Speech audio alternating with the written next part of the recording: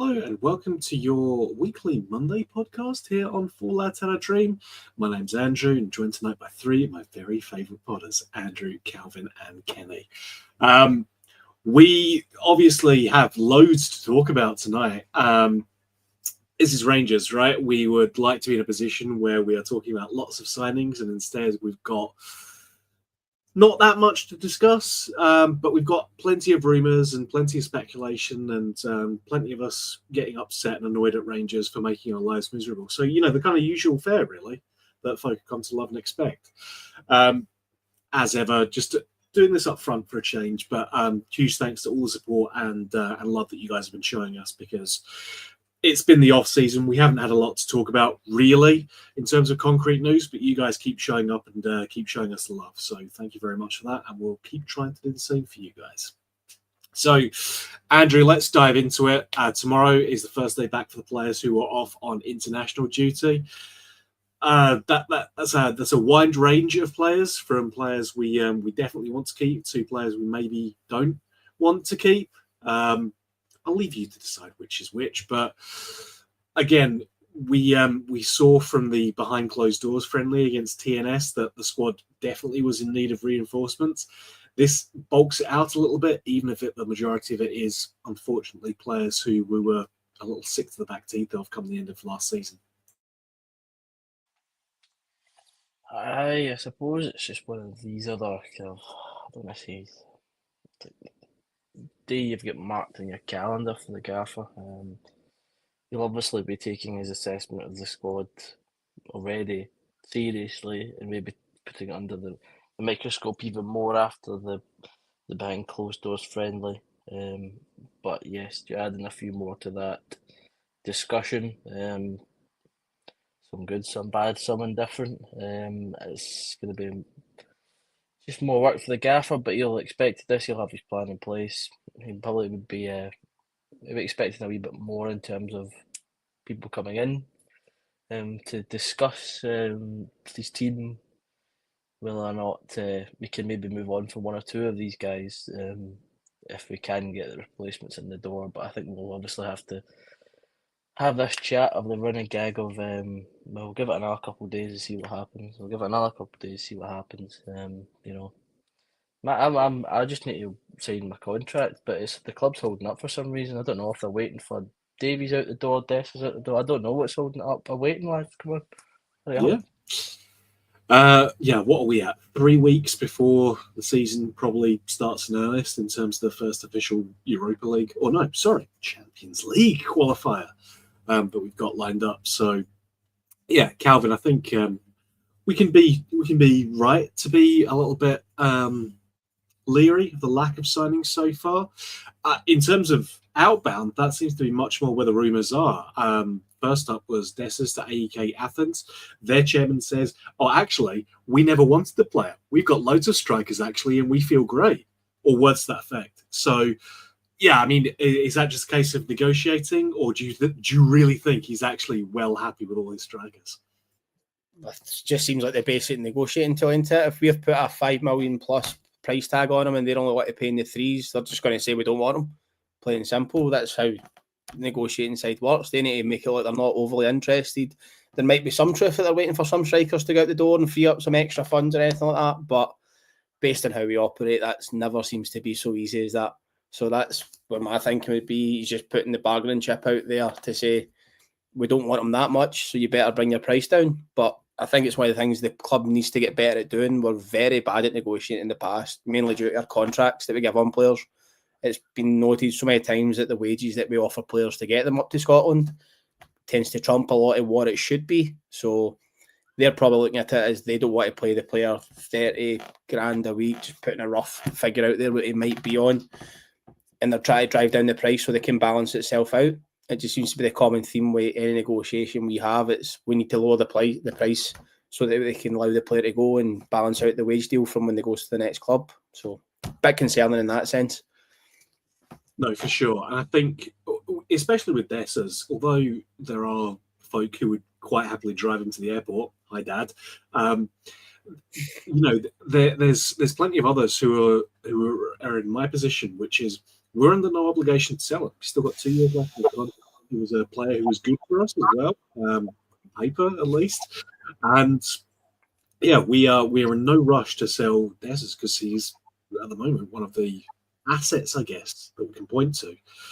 Again, maybe more so on paper than on the pitch, but nonetheless, we shouldn't be in any rush to get rid of him if the price isn't right for us. As you say, Calvin, we've been in that position far too many times in the past before, so we really do want to be in a position where we're getting as much for him as we possibly can. So, I mean, looking at the squads, first friendly of the season's coming up this weekend, Kenny, Sunday at 2 p.m. Club Bruges.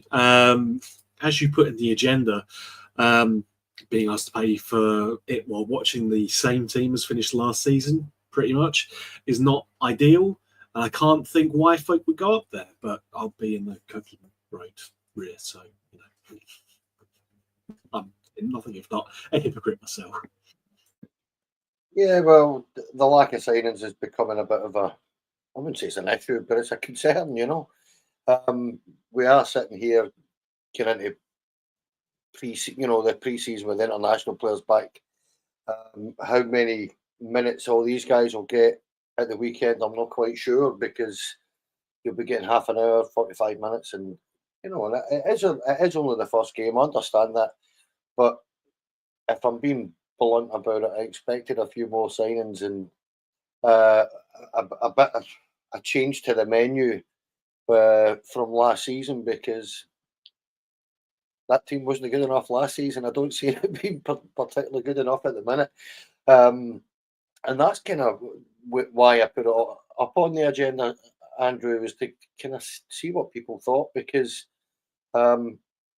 yeah, we understand that, you know, we've got to get the right players. We understand we've got to do it right. However, I must have, I'm going to be honest, I expected 3 or 4 signings in by now, because pre-season effectively kicks off in 6 days' time. And, you know, with literally Lyle Cameron, who won't play at the weekend, and a loan signing, I personally at this minute in time just feel that I want more. It's that simple. You know, we've all forked out and paid our dues and paid our money here, and I expected a wee bit more than this. And I'm not panicking, but I'm beginning to panic, if you know what I mean. Just get the players in, and see where we're at. And as I say, I'm in danger of repeating myself over here, but I just feel that, you know, that team last season was just nowhere near good enough, and it needed ripped up. And here we are, a month away for the season starting proper, and we are behind where I expected us to be. I don't know what you guys think, but that's where I'm at with it. Yeah, no, I'm keen to go around.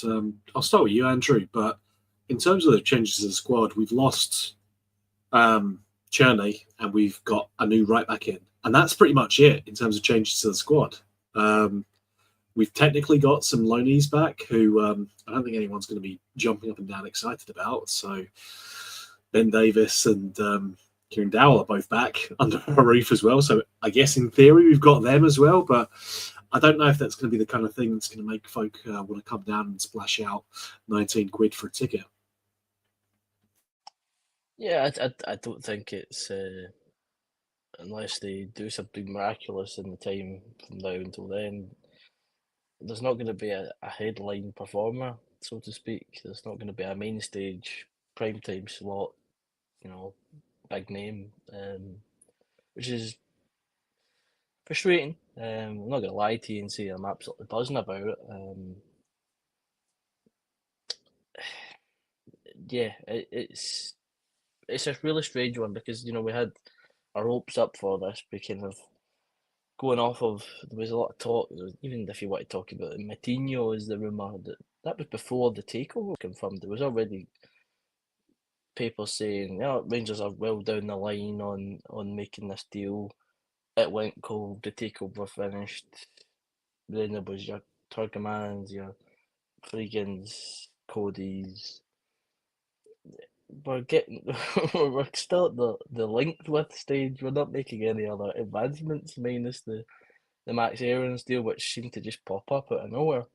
So it's been a rather strange window, and Yeah, you think of, well, you're down Tierney, you're down Hadji, you know, even a Tom Lawrence, I suppose you could argue. Yeah.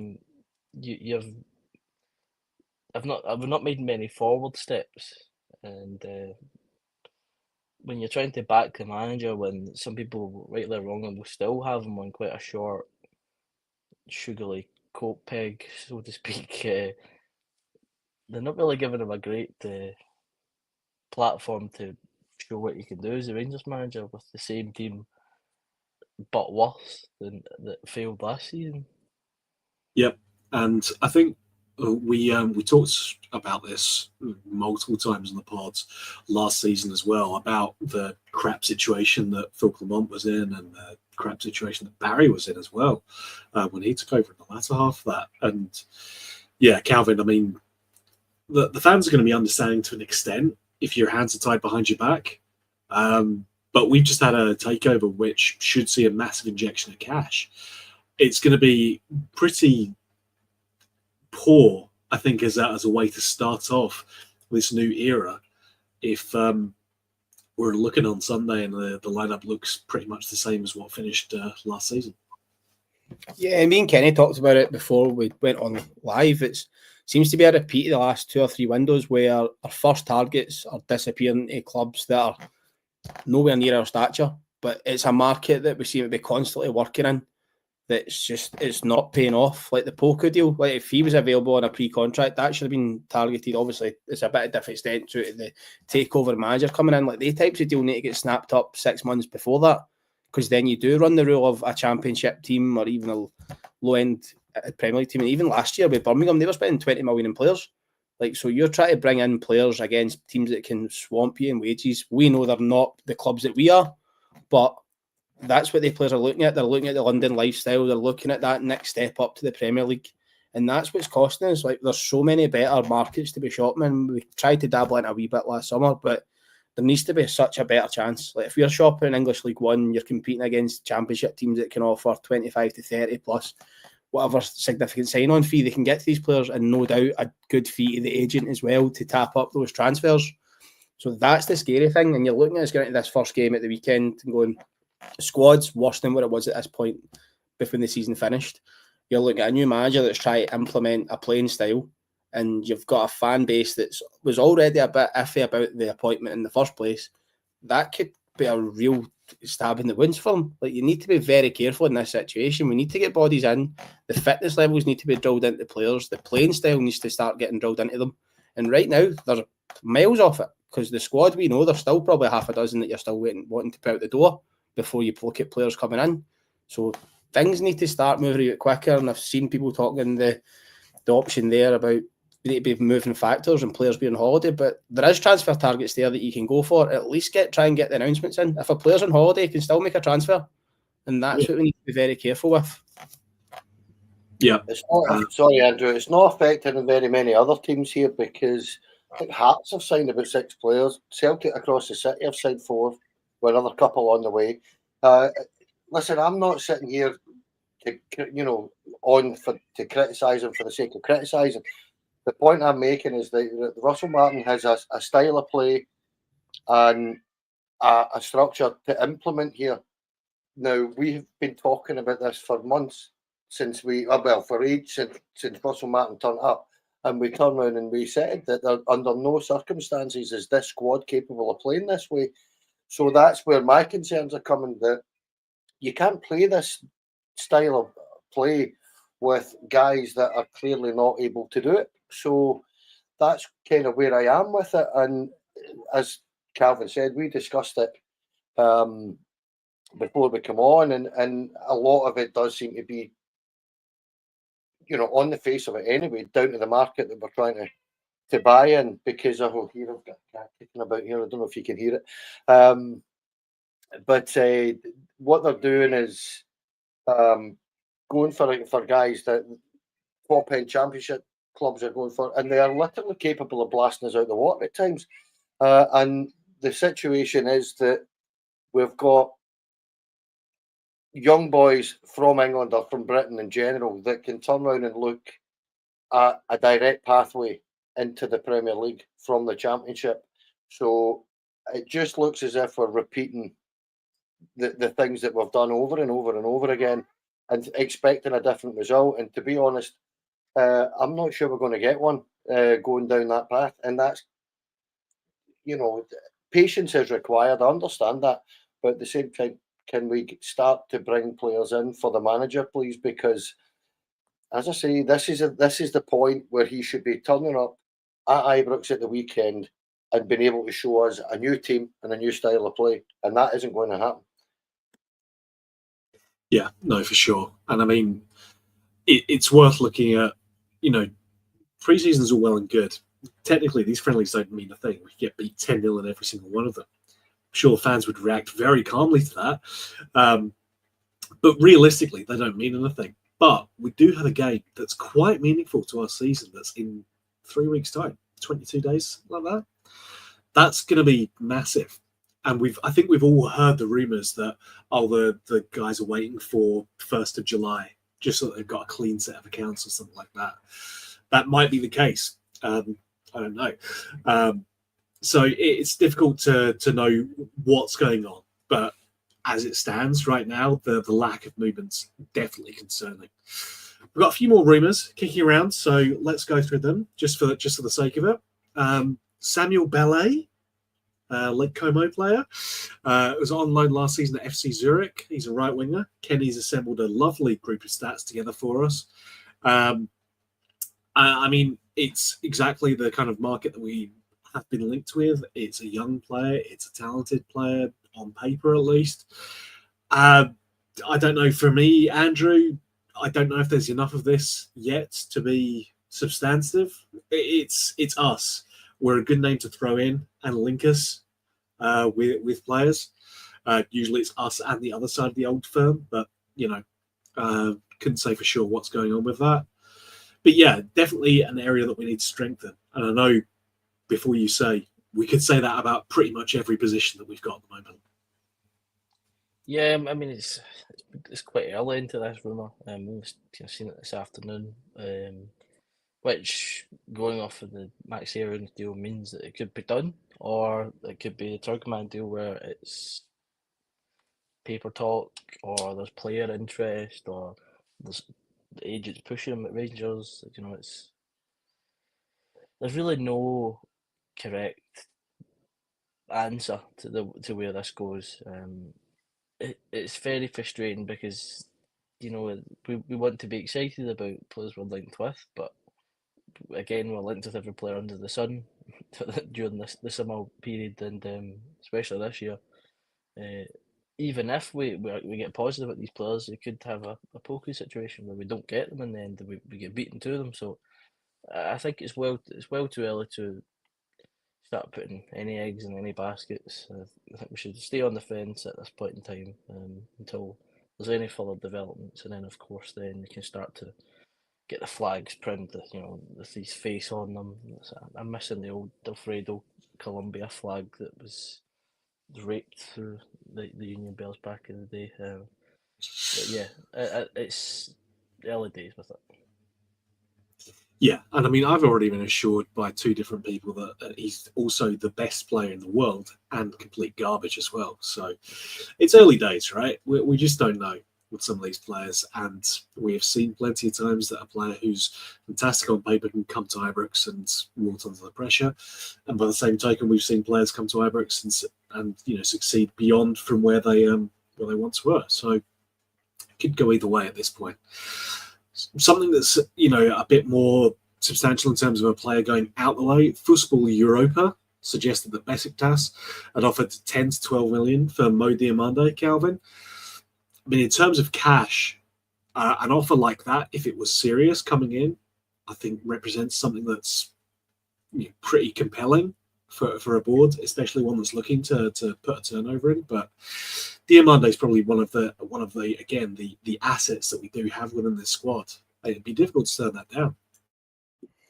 Yeah, I like Diamande as a player, but I think he's a player that can often struggle in league football just based on his style. Like, he's probably suited a certain tactical style. He can often just get out muscled a little bit, but you can see through work rate, his ability on the ball. he is good, and there'll be certain leagues that'll look at that type of player and they'll be willing to spend a good bit of money because we knew the reputation he had before he came to us.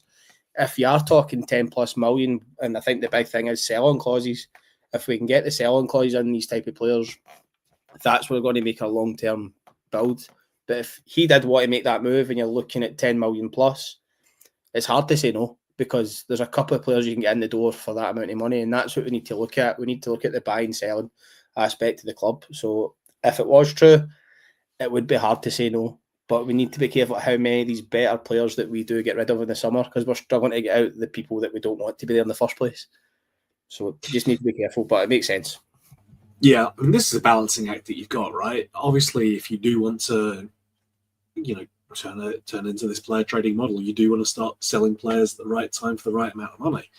But by the same token, you need to make sure that you've got a good enough squad to actually compete. And as we've said already, we don't really have a decent enough squad to compete as it stands now, let alone with players going out the door as well. So it's difficult to know where we land on that, but it's certainly going to be interesting. And that we'll keep you up to date. As much as we hear anything, we'll let you know. A player who keeps being linked with us, Kenny, is Connor Coady.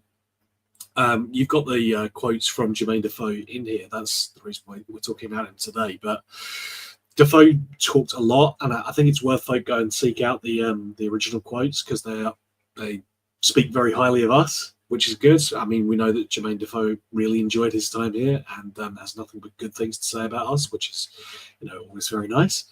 But he talked up the prospect of Coady joining and thought that for Coady it would be something compelling for him as a new challenge, and as a good option for him at this stage in his career as well. Yeah, I only put those comments in so you could read them out and kill 5 minutes. I mean, that was the only reason I stuck them in.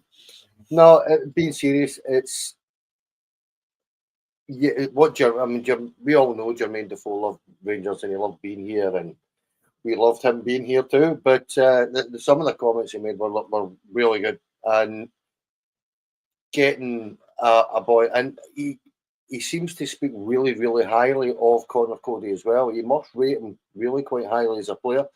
I've already said I think it'll be a good signing for us. Time will tell, though. You can never tell. Guys come up here from that kind of level, Premier League for years, and turn up here and they just look as if they're fish out of water at times. But I don't see that with Connor Coady because, again, I've mentioned it before, but when you're listening to him, he talks about how he studies every single direct opponent that he's going to face, figures out what they're going to do, how they play, figures out how the opposing team are going to play, what kind of style they play with, and did they play into feet, did they play out down a channel, did they play over the top, all these things, so that he's fully aware. I know Stevie's mentioned a couple of times about Connor Coady's got a lack of pace. I'm not 100%, about that. I think he's pace-wise, I think he'll probably be okay up here. That could be famous last words, right enough, I don't know. But I just think with that kind of experience, that leadership, the lack of a leader in our back four, back five over the last 18 months or something like that has been really, really obvious. And I think we really do need somebody that can stabilise our defence and organise it and shout and ball, because there's been a lack of that since even before Connor Goldson left, because people are forgetting Connor Goldson get dropped kind of February time, March time, if I remember, and he was having an appalling time of it, and he was struggling with his own game, never mind anybody else's game. So it's Mark, I know that, but again, it's Davy Weir was a bit special though, in terms of his positioning and his reading of the game and his ability as well. So if Connor Coady can be up there with Davy Weir, we will have one to watch, put it that way. But the boy, by all accounts, listening to Jermaine Defoe, he seemed, Connor Coady really seems up for it, delighted, buzzing to get up here. So can Kevin Thelwell, Russell Martin, and everybody else behind the scenes, go and get him, please, because it would be hopefully start to kick things off. For sure. Again, it's one of these positions that we need to reinforce. Someone that got mentioned in the comments that I plain forgotten about was Leon Balogun.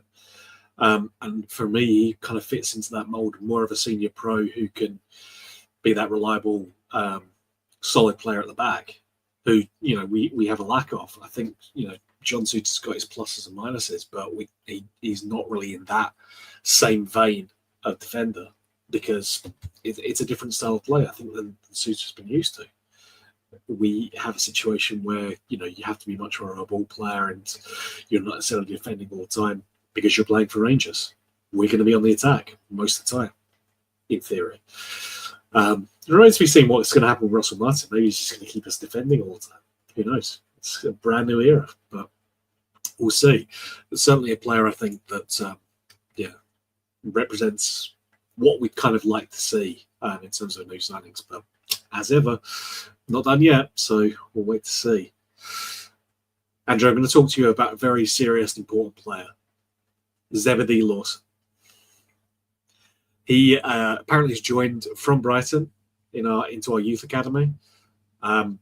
Again, this is more of a prospect, but pretty much the only reason I'm talking about him is because his name's Zebedee, and that's great.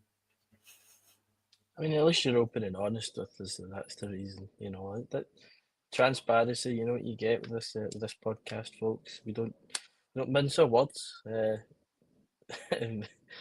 Yeah, it's. I'm not pinning my long term hopes on the lad, because simply he's 16, so. The last time we kind of was buzzing about a player like that was Glenn Middleton, and although he looked decent in some pre-season games under Gerrard, he's done to United now. So, you know, we got him from the Norwich Academy, and he was this boy wonder, similar to Zach Lovelace, who we got from Millwall Academy. Supposed to be this absolute baller of a player. You know, it was just about getting his development at Rangers ready to get him into our team, well. Bye, Zach. So yeah, I'm not going to pin pressure on the lad. I'm not going to say he's going to be the next big one. He's going to be an absolute baller. He's going to set the league alight, because we don't have a stellar track record of developing talents, regardless of whether or not they're homegrown or they have been poached from fellow academies. Either up here or down south. You think of like a Bailey Rice, who was technically a Motherwell Academy player, and he's only now kind of being a squad player, because, you know, I mean, it's hard to even call him a squad player last season. He was in and then he was out just altogether, so it's hardly like he had a guaranteed spot on the bench. It wasn't even like that, so it'd be difficult, you know. Even it's just starting to go into the debate of Rangers with youth talent again, like a Leon King, who, you know, we talked about Leon Balogun. We lost a centre back there. You know, we've got Suter, potentially Coady coming in. You know, I think we're still short, but you're going to commit to him 4 years down the line from where we kind of thought, now he'll take his step this time, and he didn't. So we aren't a great team when it comes to this kind of final step in these players' developments, in terms of, you know, consistently playing minutes for the senior team. So yeah, it's fair play if they think he can be a player that they can develop under this new regime, but they're building off of a very sandy base so far. Yeah, I mean, it's one of the things that was identified by the new owners, that youth system does need overhauled. Let's say that. Clearly, as you say, Andrew, it's not really been generating a good amount of talent that's gone through to the first team. We do have players who come through there who show promise, but it's making that final step from the youth team through to the first team. We've seen that some players have come out of that youth system, hung around as, you know, subs maybe, or you know, occasional flashes, and they'll go to other Premier League teams and shine because they get played.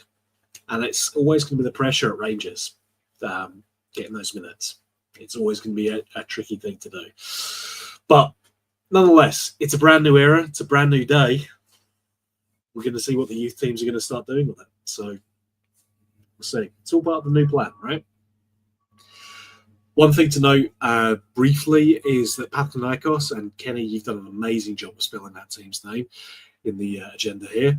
They've rejected a £17 million bid for their striker, Fotis Giannadis. Probably. Say they have no intention of selling anyone before the qualifying tie against Rangers. So it's a statement of intent for them. They want to make sure that they've got the best team possible. We've got to make sure that we have the same to line up against them.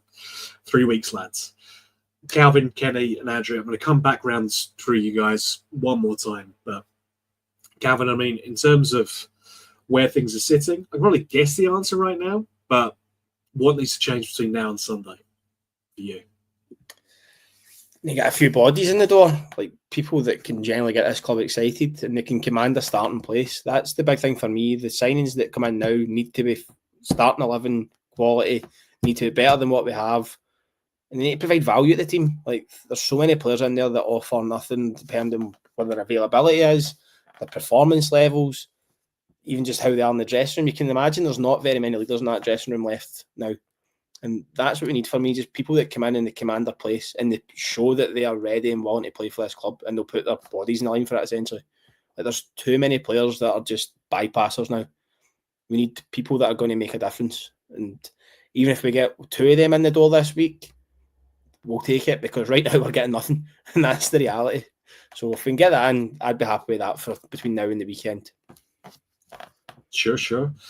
Kenny, I know you're going to be even-handed and fair with this board, this club, as normal. What do you think needs to change between now and Sunday? Everything. Listen, it's one of these kind of problems that I have, to be honest, is that you look at it and it's meant to be a brave new dawn. And as I said, I don't want to come on all doom and gloom, but all you need to do now is talk to your mates, go online, and people begin to panic, because it's genuinely upon us. And we have, as I say, Lyle Cameron, who was signed in January, and one loan signing. And I don't think it's fair on the manager. That's my point, that he's now about to turn up at Ibrox with the prospect of having Ben Davis and Robin Cropper as centre-halves. I mean, come on. I mean, we know that's not good enough. So, Kenny, it'll be okay. We can put Tav in centre back. We've got a new right back, so that's covered. Thanks, mate. You cheer me right up. Why don't you? No, it's just being serious. I'm not sitting here kind of, bite my nails or anything like that. But I expected this to have moved much farther on than this. Did I expect all the business to be done by now? Not in any way. But I honestly would have thought you would have seen, and it's not just the players in here, it's the players out that's concerning me. We need movement, proper movement in that squad. And here we are, as I say, less than a week to go before our pre-season starts proper. There's only 2 games lined up at Ibrox. And then we're getting into a game against Panathinaikos, and we're really going to begin to sweat this, because, as I say, Russell Martin's on a hiding to nothing if he goes in to that tie ill-prepared, because Panathinaikos, they're not just knocking back £20 million bids here. They are signing. They've already signed 5 or 6 players, I believe. They are prepping for this game, and we don't.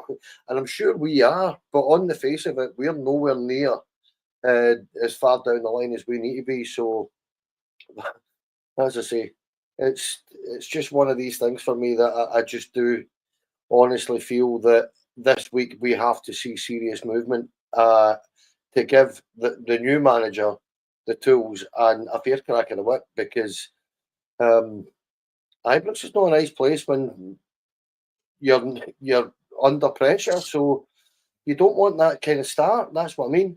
And I hope that Farewell and the board actually do plenty of business this week. I really do.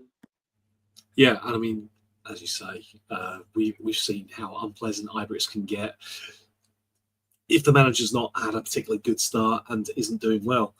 You want to give him the best crack of the whip. Hell, I mean, I hope Russell Martin's a massive success for us because it means that Rangers are being successful.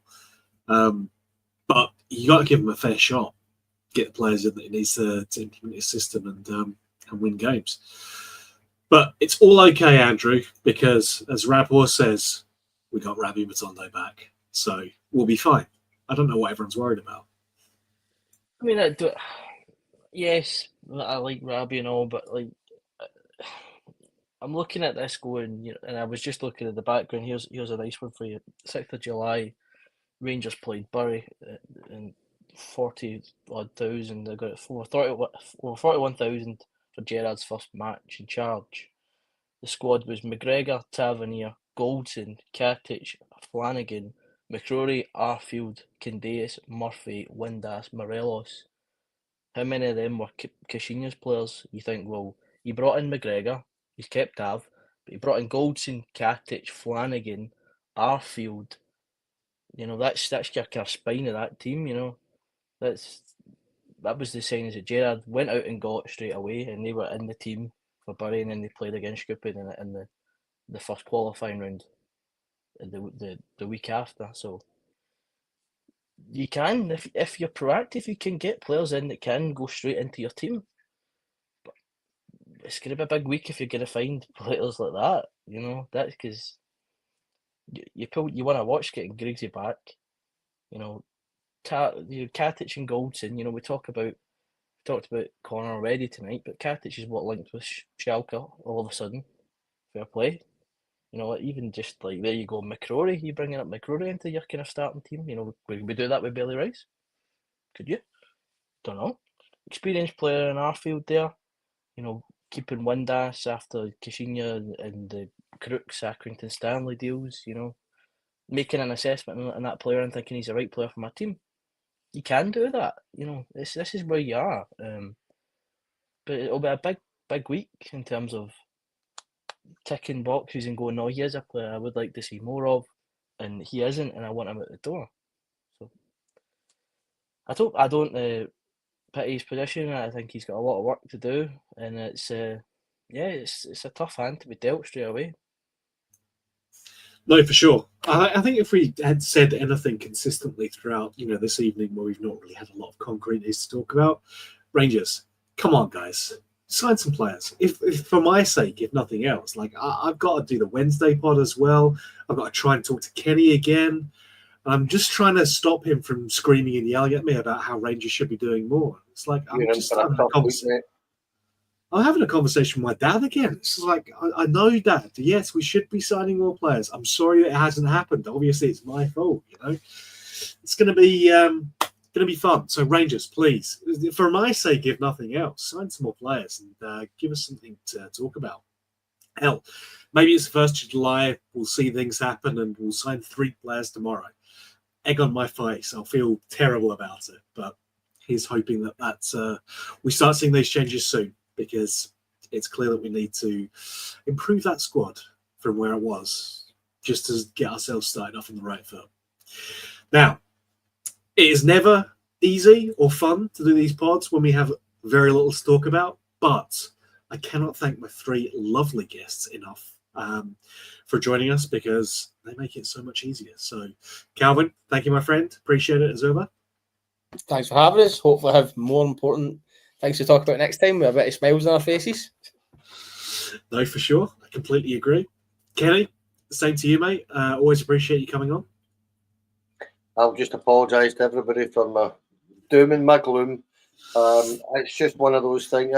You're talking about your dad. I've had my son sitting nipping at me all day, mate, about it. So I think that's where my negativities came from, probably. But look, for me, it is one of these things that I'd like to see things really kicking on this week. And yeah, I'll see you on Wednesday. And thanks, lads. Hang on. Before I come to you, Andrew, Stuart, seeing the Blues, why are we not signing players? Buddy, if I knew, we'd be in a different place. I want us to be signing players. I'd love us to be signing players. Rangers aren't doing it because horrible. Horrible to me specifically and nothing else. Andrew, thank you again, mate. Always appreciate you coming on, and thanks again, man. Yeah, cheers for having me on. It'll be an interesting week. I'm looking forward to going back to Ibrox, though. It's been tough. Been missing the old gaff, so yeah. At least there'll be something to look forward to. Yeah, I mean, I'm saying, fans are going to vote with their feet, and they definitely won't show up to watch last season's squad, but I'm going to be there. So, I mean, I'm as big a hypocrite as anyone else. Yeah. Folks, I said it at the start, but I want to thank everyone who's tuned in again. Nearly 3,000 of you on a sweaty old Monday night tuning in to watch us talk about nothing in particular apart from Rangers. But hey, that's the thing that unites us all, and it's why there'll be some tickets sold for Sunday for sure. It's Rangers. We're going to be there. There's a song about that, right? That following. It's always good to talk to you guys. It's great that you guys keep tuning in and supporting us in such numbers. Every time we're blown away by it. Like, subscribe, do all that good stuff. If you want to join up as a member, please feel free to do so. We've got a number of exclusive bits and pieces on there. You also get first access to anything that we do in terms of significant non-weekly pods. So the interview with Stephen Naismith, for instance, that sat behind our paywall effectively for a couple of weeks, and it's going to be where you get all the exclusive bits that we do. So I can highly recommend tuning in to do that, if for nothing else than so you can get some of the stickers, because it's been a while since I've plugged the stickers, but I'm going to do it again because Stevie's away. Look at that lovely Andrew Stewart there. Look at him. He's adorable. You can also get a lovely Calvin there as well if you want. Look at that handsome man. Amazing. And that's kept Kenny, after most of these pods, and indeed, I think normally in general. Just that's Kenny after getting told to stop saying look and listen on the live shows. And do you know what, mate? I don't care. Listen, we can't be looking at what Kenny's constantly saying. Definitely none of us have been saying look or listen too frequently. So we have to accuse him of doing that instead. It's more fun that way. Folks, we appreciate your support as ever. Can't thank you guys enough. But the membership, the subscriptions, all of that helps us grow. It puts us in a position where we can go to Rangers and get that press gantry access. We're going to have Stevie back on the gantry every week, and he's going to have to suffer through this for our amusement. And I think that's worth the subscription, the membership alone. But if nothing else, it also helps, support us. We're going to have a few announcements soon for some live shows that we're doing out in the world, not just live on the internet. No, out in the world. Bluebells, we say it pretty much every week, but we cannot thank you enough, in particular, for your support. You're the reason we've got 500 members. I'm pretty sure you've gifted half of them. But thank you again, mate. We really appreciate it. Folks, it's always a pleasure to spend time with you, but we have to go because I want to give these guys some semblance of Monday evening. So until we talk to you again, folks, bye for now.